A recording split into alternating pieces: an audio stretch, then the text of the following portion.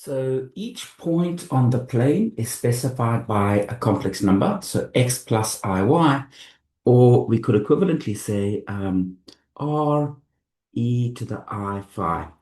And let me put a subscript p here to indicate that these are points on the plane. On the other hand, as far as the sphere goes, so here is the sphere, and on the sphere we have these lines of latitude. And I'm going to choose an angle phi for the sphere. So let me call it phi s. And phi s tells me about where I am on this line of latitude. So for example, just let's look back at this figure.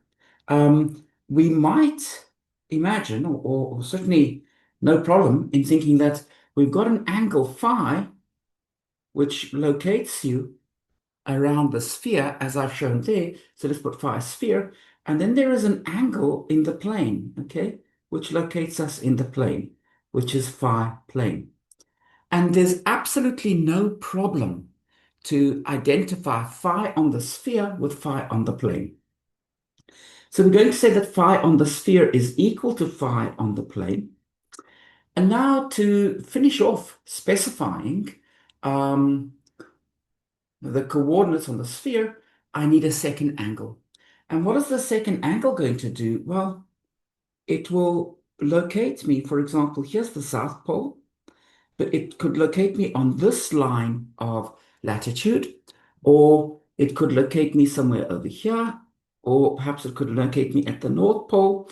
So if you are on a line of latitude, let's just be clear. Okay, so here's this angle phi s for the sphere. Changing phi s just moves you along this line of latitude, but it doesn't move you up towards the North Pole or further from the South Pole at all. I can pick a second angle that I'm going to call theta, and theta at the bottom here at the South Pole, I'm going to pick to be equal to 0. At this point over here, this value over here, I'm going to call this theta to be equal to theta, sorry.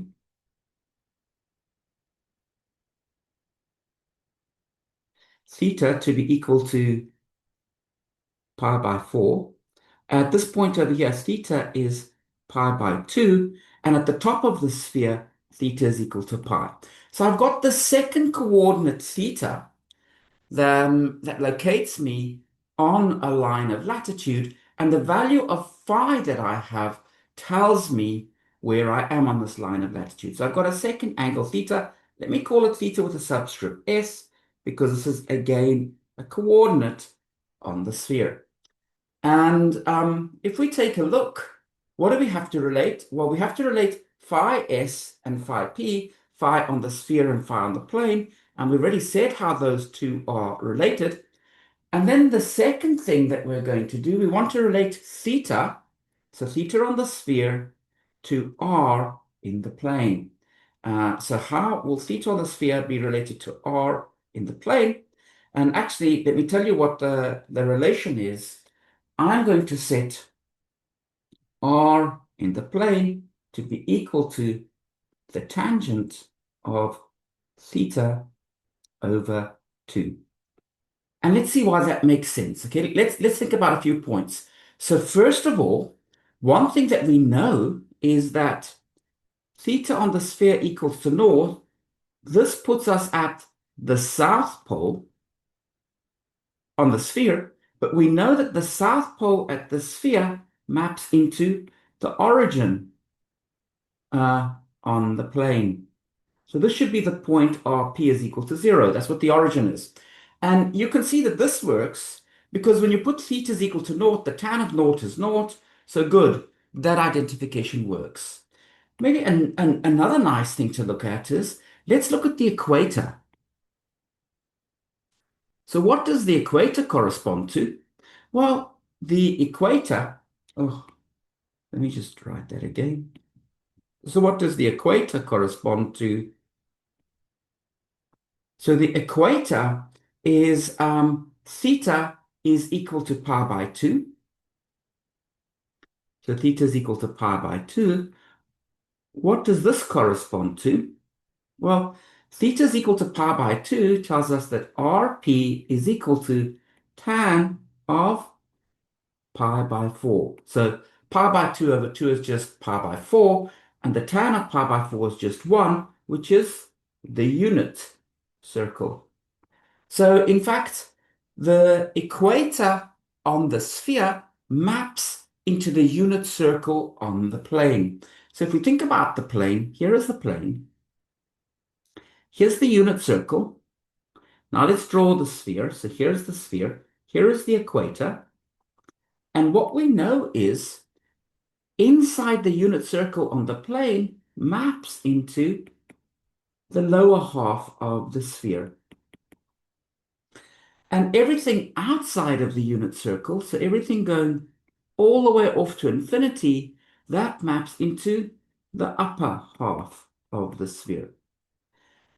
So what you can see is this certainly does not preserve scale, sizes. I mean, the upper half of the sphere and the lower half of the sphere has exactly the same size, but inside the unit circle is much smaller than outside the unit circle. But, of course, if we have these lines of constant theta going out to infinity, they correspond to lines of this type on the sphere, the red lines that I've drawn on the sphere. And you can see, for example, let me just stress this one more time, that there's a nice 90-degree between that line of latitude and line of longitude, and that matches this 90-degree sitting over here between the line of latitude and longitude. So we preserve angles between lines, but not scales. Okay, things can get magnified or squashed, but the angles between lines don't change. Okay, good. So let's now try to take that. This is our basic definition of the conformal transformation, that we preserve angles between lines but not scales. And let's now try to write that as something very general that'll tell us what conformal transformations are in any quantum field theory that we want to study. Okay, so how can we do that? Well, imagine I've got any two lines sitting on the plane, so I'm thinking about the plane still, so keep that in mind. And at any point where these two lines cross, I can define a little unit vector over here, x, and another little unit vector over here, which is y. And if I do a conformal transformation, x and y might be stretched or squashed, but the thing that will not change, the thing that's preserved by the conformal transformation, is that angle theta between the two lines. Okay? So let's now try to write down a formula for that angle theta. Well, I think that you know just from classical mechanics that x dot y is the magnitude of x times the magnitude of y times by the cosine of theta. So this is one way of getting hold of that angle theta. So if we work out what cosine theta is, the cosine of theta is equal to x dotted into y divided by the magnitude of x times the magnitude of y. And this thing is invariant under a conformal transformation.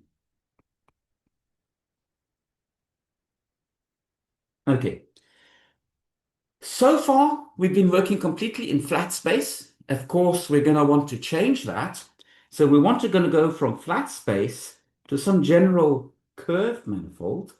So some curved space or space-time. Okay? It might not necessarily be space anymore. We might want to work in a curved space-time. So if we do that, how do things generalize? And the thing that I'm interested in generalizing is exactly this formula over here, which tells me the thing that's invariant under the conformal transformation. So I'd like to know in a curved space-time what's invariant under the conformal transformation. And that's going to be my definition for what a conformal transformation is in a very general setting. Well, if we start off with a vector x, we know that this should go into some x with a Greek index nu. If we have got a second vector y, well, this should go into some y mu.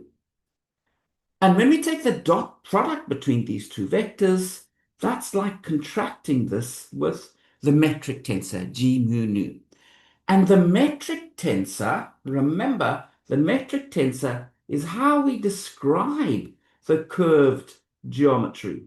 So if we can write everything in terms of this metric tensor, wonderful. Then we're getting a very general description.